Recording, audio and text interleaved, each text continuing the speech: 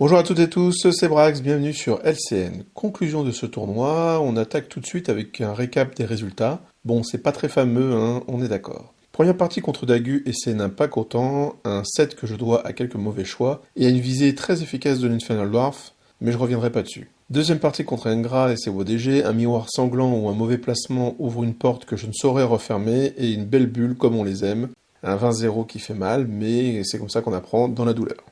Troisième partie contre Scalf et ses démons, avec un joli 13, grâce notamment à une comète chat au dernier tour, qui évite que je fasse un full défaite pour ce petit tournoi d'un jour. Un total donc de 20 points sur les 60 possibles, je vous avais dit que c'était pas fameux.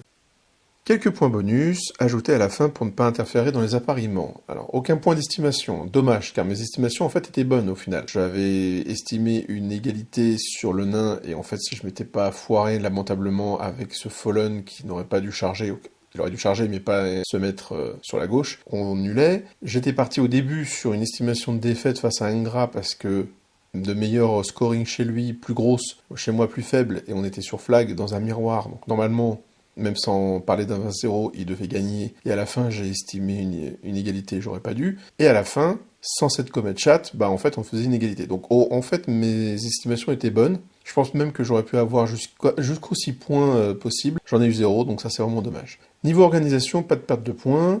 De plus, si on terminait les parties 2 et 3 à temps, on engrangeait un point bonus, du coup, hop, 2 points, puisque je les ai finis avec mes adversaires respectifs, à chaque fois, avant la fin du temps. Je termine donc avec une triste moyenne de 6,7. Je ne compte pas les points bonus, évidemment, dans cette moyenne, je ne compte que les résultats de partie. Cela me classe 11e sur 14, je vous avais dit que c'était vraiment pas fameux. Par contre, j'ai l'énorme plaisir de remporter le prix de peinture, ce qui me fait, comme vous l'imaginez, vraiment plaisir. Du coup, je remporte ce trophée vraiment cool, que vous voyez à l'écran, qui était sous-couché en noir, et qui est à peindre, ce que j'ai fait aux couleurs de mon armée, c'est sur la photo qui est à droite. Du coup, inscription offerte pour le prochain tournoi solo, merci encore aux orgas. Alors, passons maintenant à la seconde partie de cette vidéo, le retour sur la liste entrée par entrée. Je vais mixer mon avis perso, mon utilisation bonne ou mauvaise pendant le tournoi, et je vais même y injecter l'expérience acquise depuis sur les quelques parties jouées après le tournoi, puisque j'ai conservé cette liste jusqu'à maintenant. On commence par l'Exalted Herald, mon général. Alors, énorme hein, comme figurine, versatile, puissante, un bon sorcier avec 3 sorts, l'accès à la comète. Comme je vous l'ai présenté dans l'intro, l'idée de la liste, du moins du design des persos, c'est de pouvoir choisir les manifestations sans se sentir forcé, de prendre celle qui donne accès au Grave Call. Hélas, j'ai clairement déconné sur le choix de ces manifestations, je pense au moins 2 fois sur 3. Évidemment, contre le démon, je n'ai pas pris l'attaque divine, ça j'en avais déjà parlé dans la vidéo en question, mais je le redis ici parce que c'est vraiment très débile. Je prends le vol à chaque fois alors que j'ai du Clipping Wings en face avec le nain infernal, et j'ai la haine contre les volants avec l'Elder du beau DG, donc ça c'était assez débile. L'idée c'est que je prenais le volant pour ne pas être redirigeable, mais en vrai j'aurais dû prendre d'autres manifestation, notamment la manifestation Force 6, qui fait quand même bien plaisir. Donc c'est à travailler hein, tout ceci, et bien sûr, dans le choix de ces manifestations, il ne faut pas que je m'empêche de prendre celui qui me donne accès au Grave Call, et surtout au Veilwalker. Parce que, oui, j'ai fait la liste, et donc le design des persos, pour ne pas être obligé de le prendre, mais il ne faut pas que je m'interdise de le prendre non plus. Puisque jusqu'à maintenant, je ne l'ai jamais pris sur les 6 parties, maintenant que j'ai joué avec cette liste. Et aussi, et je dirais même surtout, la commanding présence que je dois respecter avec les chiens, hein, afin d'éviter les débâcles de type de la partie jouée contre un gras qui m'a valu donc le 20-0. Le Sorcerer, franchement, je l'aime beaucoup.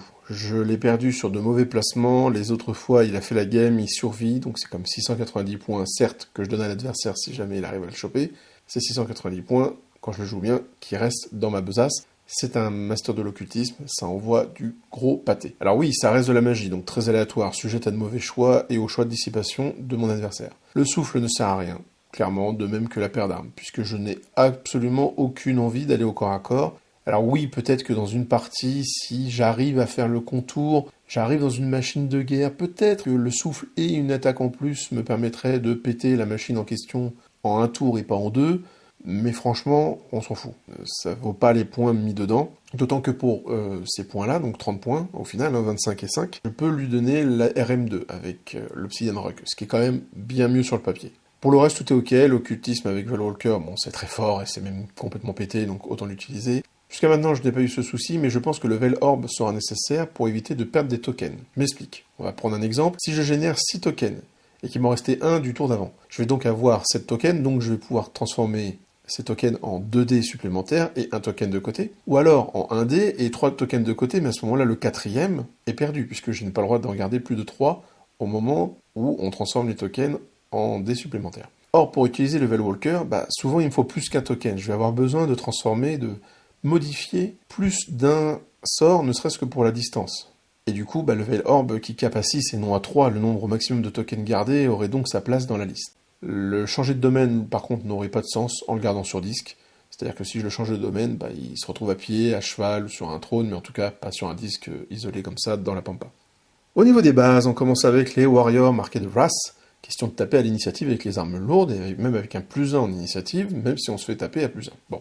Ils me plaisaient bien eux, mais hélas, ils sont extrêmement fragiles, ils sont très lents, le mouvement 4 c'est une horreur, et finalement, peu efficaces. Je ne leur ai pas payé de bannière magique pour ne pas gonfler leurs coûts, mais ils demeurent trop chers pour ce qu'ils font, après je ne les joue certainement pas comme il faudrait, à savoir comme des scorings qui peuvent combattre d'autres scorings et tenir un objectif.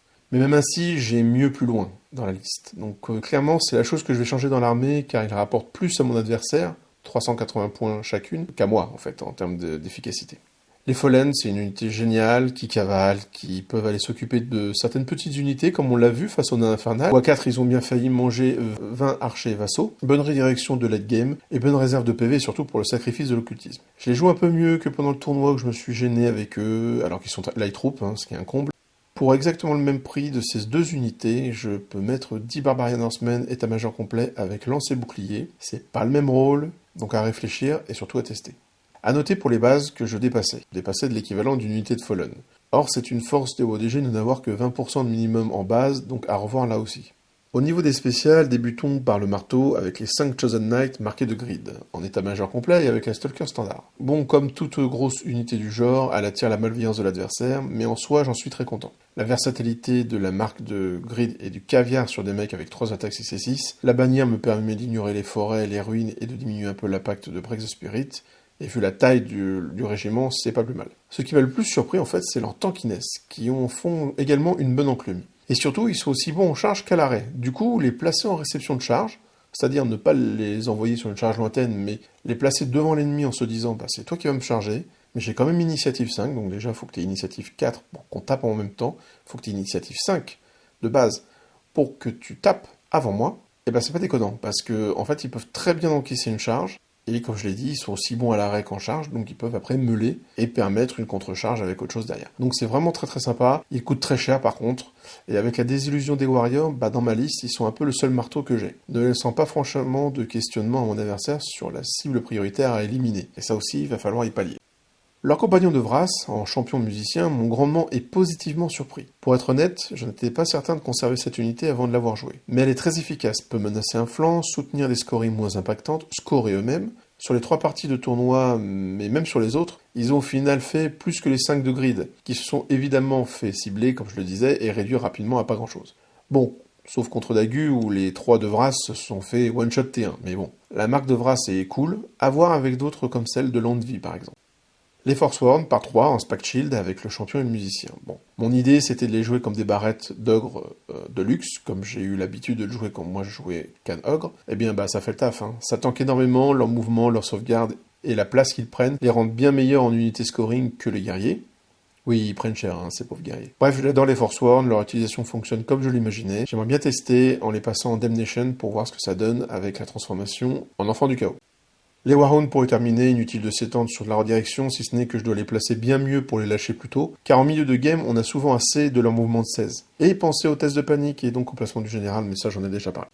C'est tout pour moi, j'espère que cette vidéo vous aura plu, un chouette tournoi en un jour, toujours bien organisé par le FBJ. N'hésitez pas à commenter, liker si vous avez aimé et surtout partager. Pensez à vous abonner si ce n'est pas fait, et je vous dis à bientôt pour une nouvelle vidéo sur LCN, que le hobby soit avec vous.